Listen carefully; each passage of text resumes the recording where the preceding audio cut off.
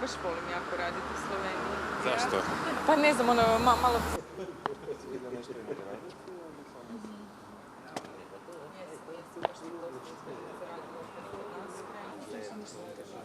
Jučer sam bila, rekla sam dajte da danas Danes smo imeli klasičen operativni vrh koalicije, tako kot vsak teden. Dobili smo informacije o tem, kako potekajo še te zadnji dnevi pogajanj z sindikati in pa z občinami.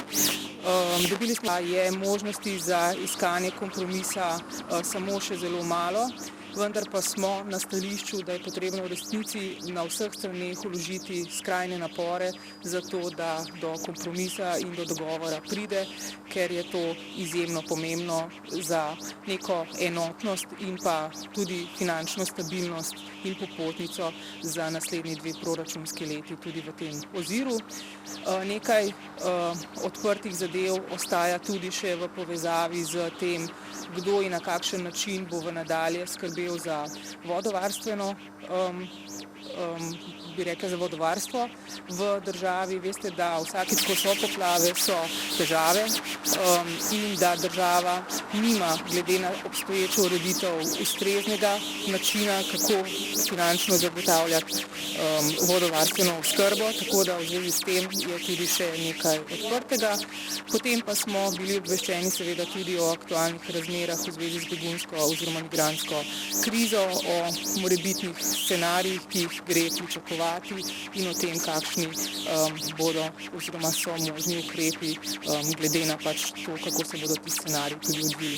Je jedan od scenarija podizanja ograde na granici s Krškom i možete li nam potvrditi da je slovenska vlada kupila žice?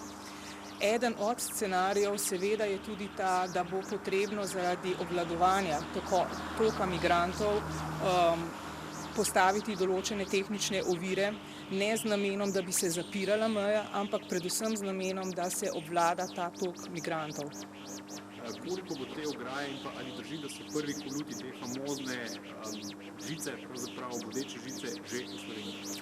Zdaj konkretno se o bodeči žici oziroma ograji nismo pogovarjali pa smo se o tem, da dejansko scenarij za to, da se postavi določene ovire z tem namenom, kot rečeno, da bomo obvladali migracijski tok in seveda zagotovili tudi notranjo varnost v državi, da bo pravzaprav obvladljiva situacija, še vedno posebej v primeru, ko se bodo zapirale, če se bodo zapirale tudi meje potem v Avstriji in pa če bo nek režim zapiranja potem tudi nadalje v Nemčiji, da seveda Slovenija mora temu ustrezno zaradi notranje varnosti in kot rečeno pretoka migrantov zagotoviti pravzaprav ustrezno rešitev. In ta rešitev je z postavitvijo določenih tehničnih ovir, nikakor pa ne z zaprtjem meje. Hitro pa država lahko postavi te tehnične ovire? Če bo to potrebno narediti, je država pripravljena na to, da to lahko naredi zelo hitro. Koliko sredstva bo to zagotovljeno za nakup tehničnih ovir? Kot veste, ta migracijska oziroma begunska kriza nikakor ni predvidljiva v nobenem pogledu, tudi ne v javnofinančnem, vendar pa, ko se iščejo rešitve, je to vsekakor prioritetna zadeva, tako da vprašanje zagotovljenih sredstev ne sme biti vprašanje. Hvala lepa. Imamo. Poglejte, pogovarjali se smo o begunski problematiki, vse to zadeva dejansko vprašanje Slovenije, varnosti naših ljudi. Seveda govorili smo, ampak tehnično, kako bo to varovanje izgledalo, pa nismo govorili. Ampak jo imamo. Zdaj ne vem, če jo imamo, v vsakem primeru pa bo v prihodnosti neke vrste tehnična ograja, ali bo to po celotni Sloveniji, kar dvomim, ampak za lažje usmerjanje pretoka beguncev bomo sigurno izkoristili to možnost, da jo na nek način tehnično varovanje tudi izpostavimo. Ste se načeloma pogovarjali tudi še kaj o azilni politiki in kaj o tem? Ne, nismo se o tej zadevi pogovarjali, kajti pogovor je tekel tudi o proračunu in seveda težišče je bilo v zvezi s tem, kako tudi v zvezi z zakonom o varstvu okolja. Gospod Jurša, lahko potrdite ali pa zanikate, je zdaj ta famozna žična ograja v Sloveniji ali ni? Zdaj, če bi vi želeli konkreten in točen odgovor, potem boste bolj mogli poprašati predstavnike izvršne oblasti. Informacije, tako kako sem vam povedal, tako sem jaz danes tudi dobil. Verjamete, nič bolj konkretno, kot sem vam jo povedal. Vam niso povedali, če je bodisi tu, bodisi ni te ograje še v Sloveniji? Ne, niso povedali. Tudi nekoga bi lahko stavljal. Niti tega ne. Res, verjamete. Hvala lepa. Pričakujete, da bo danes kaj debate o ograji na vladi? O ograji, o graditvi slovenske južne meje? Ne vem, videli.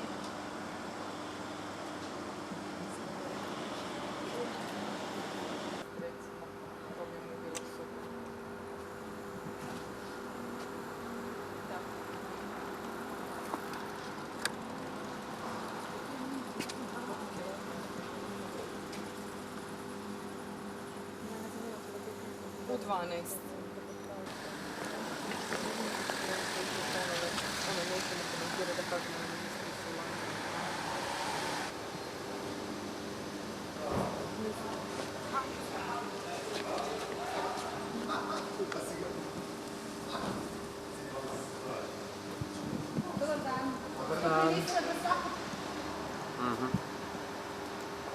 Katičeva, lahko eno izjavo pred vse vlade? Prosim lepo.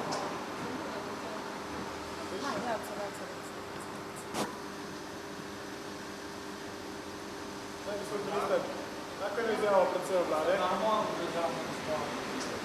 Tudi, pa gremo zdaj še. Zdaj še ni povoja. Kaj vas pa zanima? Južna meja. Tem pa nimam nič nobenih novih informacij. Sam to nam povejte, no. Zjutraj je bila tudi koalicija in slišali smo, da ste se pogovarjali tudi o begunski krizi in o varovanju naše južne meje. A je zdaj ta famozna žičnata ograja že v Sloveniji? Poglejte, na to vam ne bom odgovoril, ker tudi nisem pristojen za te odgovore. Lahko samo povem, da pač vlada bo poskrbela za to, da se zagotovi varnost tako migrantom, kot tudi našim državljanom. In da ti ukrepi bodo pač pravočasno pripravljeni, tako da glede tehničnih podrobnosti boste pa morali malo počakati. Kaj pa vse to, kako hitro lahko država to varnost zagotovi in te tehnične ovire? Pravočasno. Danes vlada torej ne bo nič o tem odločila, nima na dnevnem redu ali pač? Ne, nimamo tega na dnevnem redu. Danes pač bo ta razprava v državnem zboru, ki po mojem nepotrebna. Mislim, da bi bilo bolj pametno, da bi pozicija in opozicija pri tej problematiki skupaj sodelovala, ker ne nazadnje gre za varnost naših državljanov, za varnost migrantov in nabiranje političnih točk na tej problematiki mislim, da ni produktivno. Ste povabili k sodelovanju, recimo v javnosti se je zelo skrivnost glede teh tehničnih sredstev, ste v opoziciji, kaj Ne, poglejte, mi če bi razkrili vse te ukrepe, potem nima smisla, da karkoli pripravljamo. Zaradi tega ne razkrivamo, tako kot je že državni sekretar Šefic povedal, pač bomo razkrili pravočasno in v skladu pač situacijo. Jeste li o eventualnom postavljanju tehničkih prepreka razgovarjali s kolegicom Pusić? Ne, nisem. Ona ima izbore. Ne znam, ko će biti vanjski minister posle izbora. Gospod minister, A ja, to je pa tudi predmet stalnih pogovorov.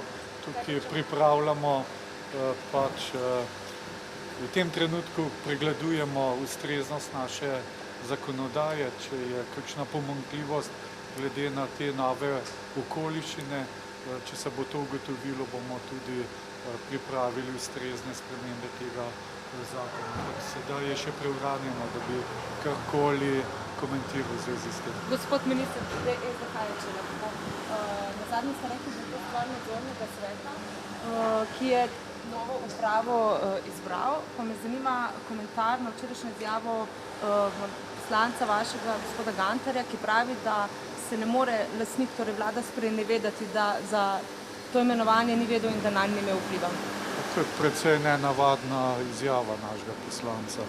Vlada pač nima tukaj nobenega vpliva, nadzorni svet je tisti, ki odloča o teh stvarih, tako da te njegove izjave ne razumem. Ste zadovoljni s to novo upravo in s gospodom Jazbecem? To bo pa čas pokazal. Moram pa reči, da sem vseeno malce zaskrbljen glede na stvari, ki prihajajo na dan, da je bil v upravi Nove Ljubljanske banke zadolžen ravno za ta posojila, vendar, kot rečeno, čas bo pokazal, a je ta uprava prava. Ampak, vidite, pa vlada kot skupščina lahko zahteva, se jo oziroma povpraša nadzornike še enkrat. Potem bo vsaj v tem smislu vlada kakorkoli reagirala. Najprej počakajmo.